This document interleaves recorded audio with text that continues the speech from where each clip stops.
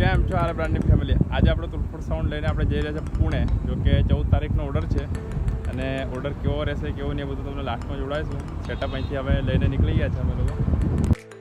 પછી મિત્રો આપણો સેટઅપ એકદમ રેડી થઈ ગયો હતો પુણે જવા માટે. અને હા, અમે બધું પેક કરી બધું કમ્પ્લીટ કરીને પછી પુણે જવા માટે નીકળી ગયા હતા.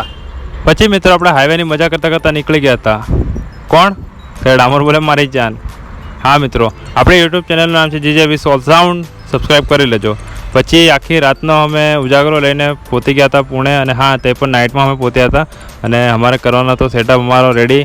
બધા મારા ભાઈઓ, હા, આપણા કલેજાઓ બધા એકબીજાએ મહેનત કરીને સેટઅપ રેડી કરવાનું કામ ચાલુ કરી દીધું હતું. અને પછી થોડાક ટાઈમ પછી બધું સેટઅપ લગાડવાનું ચાલુ કર્યું. 4 ડિયોલ તો લાગી ગયા હતા, પણ આજુ બીજા 4 મારવાનો હતો, કારણ કે 8+8ની રિક્વાયરમેન્ટ હતી. તો જોઈ શકો છો તમે, અમારો સેટઅપ થઈ ગયો હતો રેડી. જો ડિયોલનું ને એ બધું કામ પતી ગયું હતું, પણ આજુ બીજું સામાન હતું જે હેવી હતું, ટોપ ને એ બધું, તો એ પણ ચડાવવાનું હતું. પણ બહુ વાર લાગી હતી અમને ચડાવવામાં, જોઈ શકો છો. અને ટાઈમ ટુ ટાઈમ અમે પહોંચી ગયા હતા, પણ સેટઅપ એ રીતનો હતો તો પછી મહેનત પણ એટલી બધી જોતી હતી. તો જોઈ શકો છો આપણા આ ડિયોલનું કમ્પ્લીટ થઈ ગયું હતું. પછી મિત્રો તે બધી બાજુ ફટાકડા ફૂટવાનું ચાલુ થઈ ગયું હતું, કારણ કે 12 વાગી ગયા હતા કમ્પ્લીટ. કારણ કે 12 વાગે એટલે બધું સેટઅપનું ટેસ્ટિંગ ચાલુ થઈ ગયા હતા બધી ગલીઓમાં. અમારું સેટઅપ પણ રેડી હતું, પણ ખાલી ટોપ એક મૂકવાની બાકી હતી ને વાયરિંગ કરવાનું. જો કે વાયરિંગ રેડી હતું, જોઈ શકો છો મિત્રો. આપણા ટોપ લાગી ગયા હતા, એમાં હજુ પણ એક ટોપ બાકી જ હતી, પણ વાયરિંગ ચાલુ કરી દીધું હતું, કારણ કે થોડું મોડું પડી ગયું હતું. એટલે વાયરિંગ બધું કમ્પ્લીટ કર્યું આપણા લાલાભાઈએ. અને પછી જોઈ શકો છો મિત્રો, આ ત્યાં એ ડીજે જે હતું RR, એ આપણા RF બ્રાન્ડનું જ હતું મિત્રો.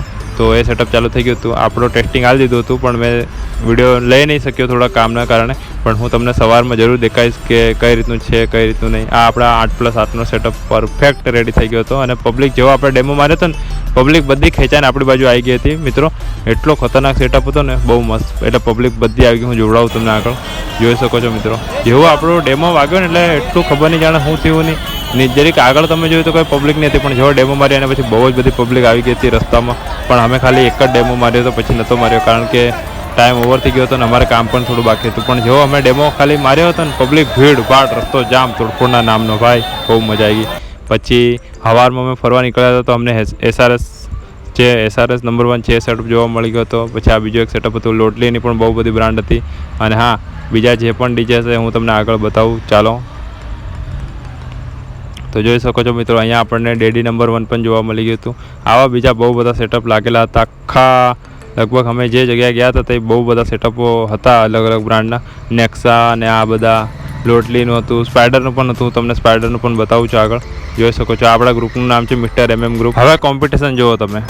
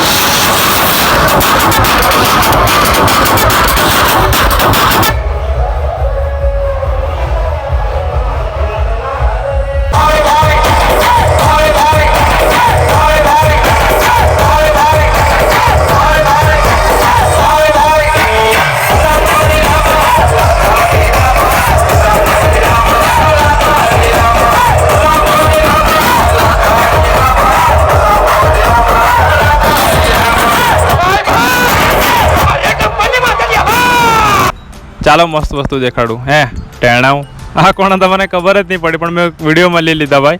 આપણા ગ્રુપ આ બાજુ હતું, આપણા મણિયાભાઈ, સુરેશભાઈ અને આપણા જે ફ્રેન્ડ હતા એ લોકો. અને આગળ જોઈ શકો છો મિત્રો આપણું તુલફોડ સાઉન્ડ. અને આ આપણા પુણેવાળા સેટ બધા, રાજુ સેટ ને એ લોકો હતા. તો જોઈ શકો છો એ લોકો પણ આવ્યા હતા આપણા સેટઅપ જોવા માટે. અને આગળ હવે તમે જોવો, મજા આવશે.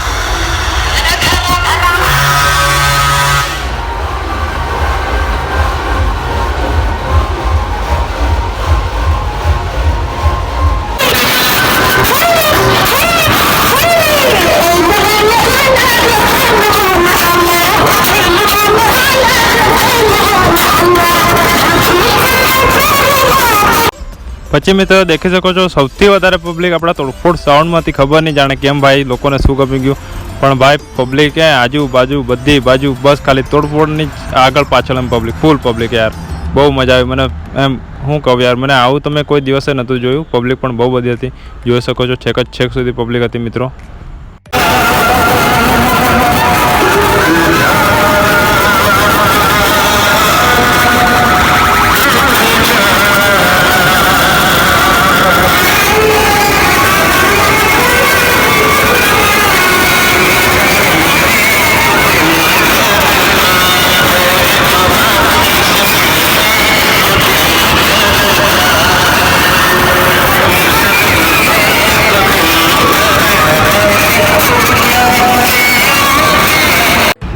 તો મિત્રો યાર આપણા ગુજરાત માટે તો એક રીતે કહીએ ને તો ગૌરવ લાયક જ છે આપણું તોડફોડ સાઉન્ડ, કારણ કે સૌથી વધારે પુણેમાં સૌથી વધારે ભીડ આપણા તોડફોડ સાઉન્ડમાં હતી. હું તમને બતાવું આગળ જે બી આજુબાજુ જે બી આવે ને એ બધા આપણા તોડફોડ સાઉન્ડની પાછળ જ નાચતા હતા, અને દેખે કે પબ્લિક ખાલું ડીજે કયું છે જોઈ લો, આજુબાજુ બધી બાજુ આમ જ પબ્લિક નાચતી હતી જુઓ બધી બાજુ એમ. અને ભીડ તો છેક ત્યાં સુધી એમ 500 મીટરથી બી ઉપરની ભીડ ખાલી તોડફોડ સાઉન્ડની, 500 થી 600 મીટરની ભીડ ખાલી તોડફોડ સાઉન્ડમાં હતી. ત્યાં પેલી બાજુ હતું સ્પાઈડર, અને સૌથી વધારે આપણા તોડફોડ સાઉન્ડમાં જ ભીડ હતી. એટલે એક રીતે કહું તો આપણા ગુજરાતનું ગૌરવ છે તોડફોડ સાઉન્ડ, નંબર 1 એના કારણે જ છે.